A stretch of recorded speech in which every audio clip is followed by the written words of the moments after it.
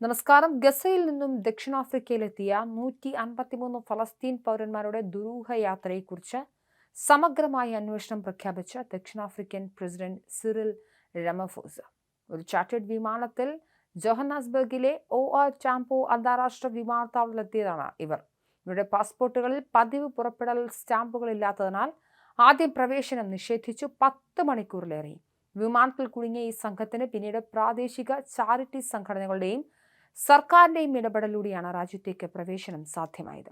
Israel Hamas യുദ്ധം നടക്കുന്നതിനിടെ ഫലസ്തീൻ ജനതയ്ക്ക് ശക്തമായ പിന്തുണ നൽകുന്ന രാജ്യമാണ് ദക്ഷിണാഫ്രിക്ക. ഈ സാഹചര്യത്തിൽ ഇസ്രായേലിന്റെ ഭാഗത്തു നിന്നും ദക്ഷിണാഫ്രിക്കയ്ക്ക് കൊടുത്ത പണിയാണിതെന്ന വാദവും സജീവമാണ്.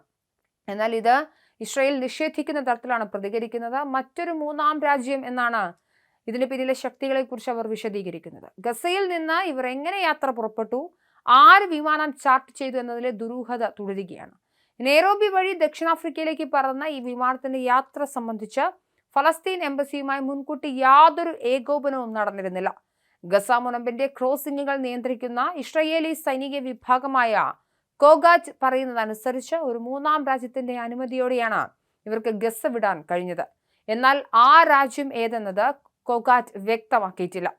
ഫലസ്തീൻ എംബസിയുടെ പ്രസ്താവന കൂടുതൽ ഗുരുതരമായ ആരോപണങ്ങൾ ഉന്നയിക്കുന്നുണ്ട്.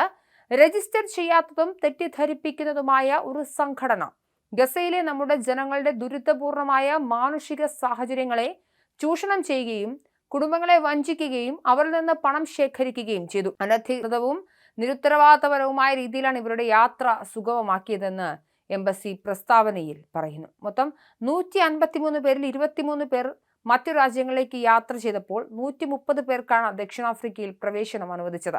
ഹോം അഫയേഴ്സ് മന്ത്രിയിൽ നിന്നാണ് താൻ ഈ പ്രതിസന്ധിയെക്കുറിച്ച് അറിഞ്ഞതെന്നും അവരെ തിരികെ അയക്കാൻ ഞങ്ങൾക്ക് കഴിയില്ല എന്നും റമഫോസ പറഞ്ഞു. എന്നിരുന്നാലും ദുരിതത്തിലായ മനുഷ്യരെ ചൂഷണം ചെയ്തത് ആരാണെന്നും ഈ ദുരൂഹ യാത്രയുടെ പിന്നിൽ പ്രവർത്തിച്ച ശക്തികൾ ആരെന്നും കണ്ടെത്തേണ്ടത് അത്യാവശ്യമാണെന്നും അദ്ദേഹം കൂട്ടിച്ചേർത്തു.